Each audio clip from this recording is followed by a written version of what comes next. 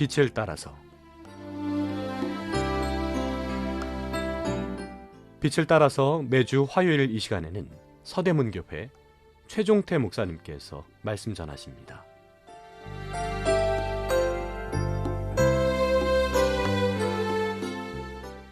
애청자 여러분, 안녕하십니까? 지난 시간에요, 복 있는 사람에 대해 계속 상고해 보겠습니다. 이번 시간은 긍휼히 여기고 마음이 청결한 자라는 주제로 은혜를 나누겠습니다. 본문 말씀은 마태복음 5장 1절에서 12절입니다. 일명 산상설교 중에서 발복 강해라고 합니다. 그 중에서 7절입니다.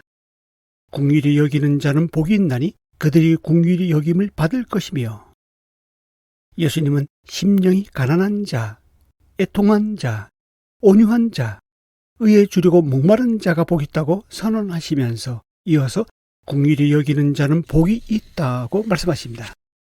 긍휼히 여기는 것은 다른 사람의 슬픔과 처지를 자기 것으로 이해하고 그 사람을 불쌍히 여겨 구체적으로 도와주는 것을 말합니다.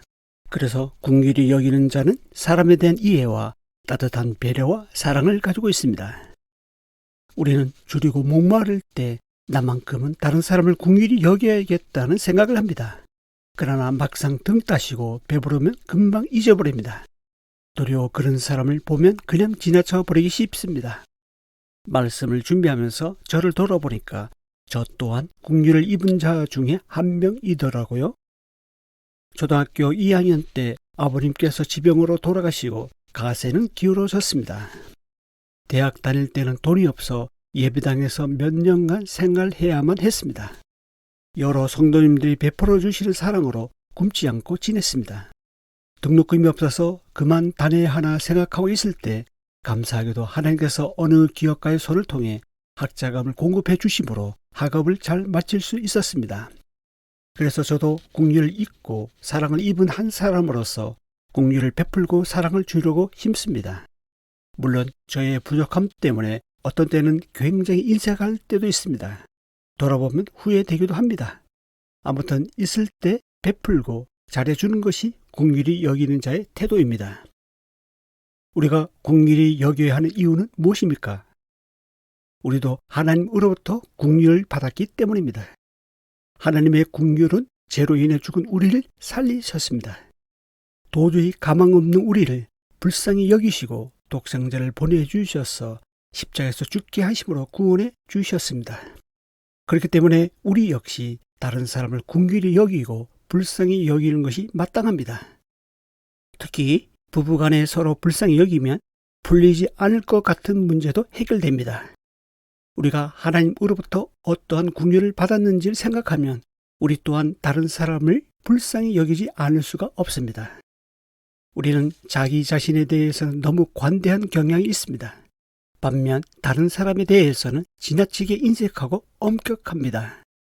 마치 10,000달란트의 빚을 탕감받은 자가 100데나리온 빚진 자를 독촉하며 옥에 가둔 것처럼 말입니다. 1달란트는 5,000데나리온입니다. 계산하기 좋게 하루 일당을 20만 원이라 하면 10,000달란트는 10조 원이고 100데나리온은 2천만 원입니다. 우리 모두는 하나님 앞에서 도저히 갚을 수 없는 10조 원에도 비할 수 없는 빚을 탕감받았습니다. 2천만 원이 큰 돈이지만 10조 원에 비하면 아무것도 아닙니다. 없는 것과 같습니다. 그런데 10조 원의 빚을 탕감받은 자가 2천만 원 빚진 자에게 빚을 갚으라고 독촉하고 구박한다면 이 얼마나 무자비하고 잔인합니까?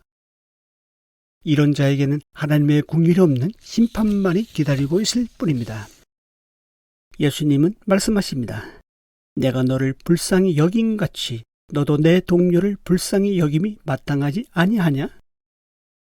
우리가 하나님으로부터 어떤 긍휼을 받았습니까?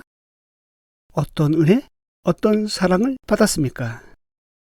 죄로 인해 죽을 수밖에 없는 우리를 불쌍히 여겨주시고 그 가운데서 구원하신 예수님을 생각한다면 우리 또한 이웃과 동료를 마음으로부터 용서하고 불쌍히 여겨야 하지 않을까요?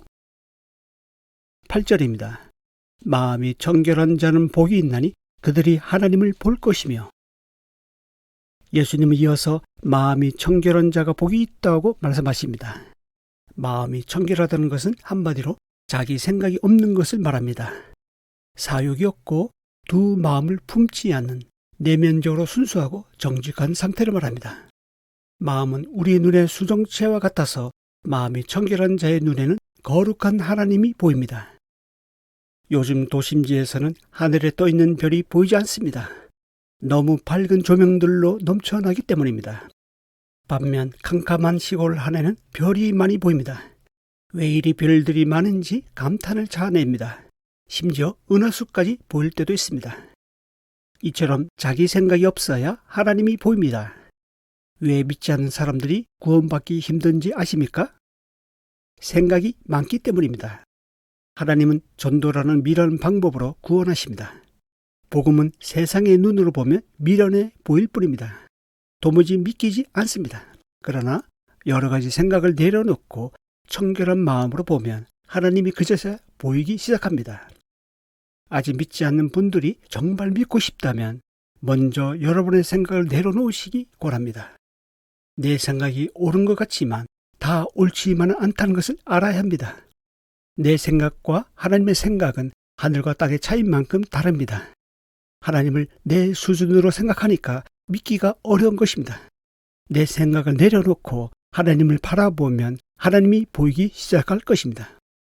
그런 점에서 예수님은 천국은 어린아이 것이라고 말씀하십니다.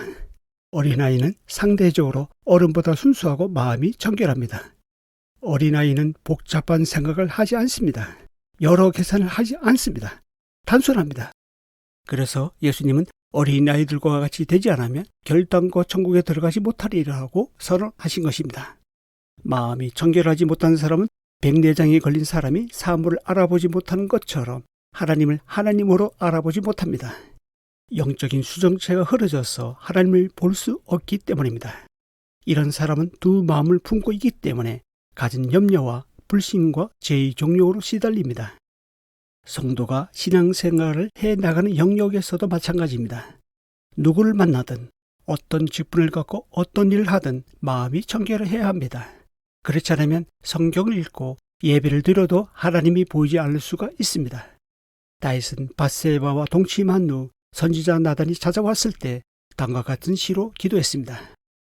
주의 얼굴을 내 죄에서 돌이키시고 내 모든 죄악을 지워주소서. 하나님이여 내 속에 정한 마음을 창조하시고 내 안에 정직한 영을 새롭게 하소서. 이 방송을 듣고 계신 애청자 여러분, 어떠한 자가 하나님을 볼 수 있습니까? 마음이 청결한 자입니다. 하나님은 마음이 청결한 자 안에서 정직한 영을 새롭게 하십니다. 우리는 하나님으로부터 어떤 긍휼함을 받았습니까? 예수님은 말씀하십니다. 내가 너를 불쌍히 여긴 것 같이 너도 내 동료를 불쌍히 여김이 마땅하지 아니하냐?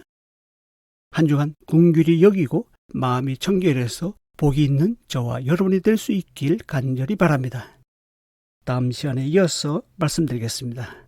감사합니다. 빛을 따라서 지금까지 서대문교회 최종태 목사님께서 말씀 전하셨습니다. 오늘 말씀 들으시고 신앙생활에 도움받기 원하시는 분들 지역번호 02-3141-5853 3141국에 5853번 서대문교회로 전화하시기 바랍니다.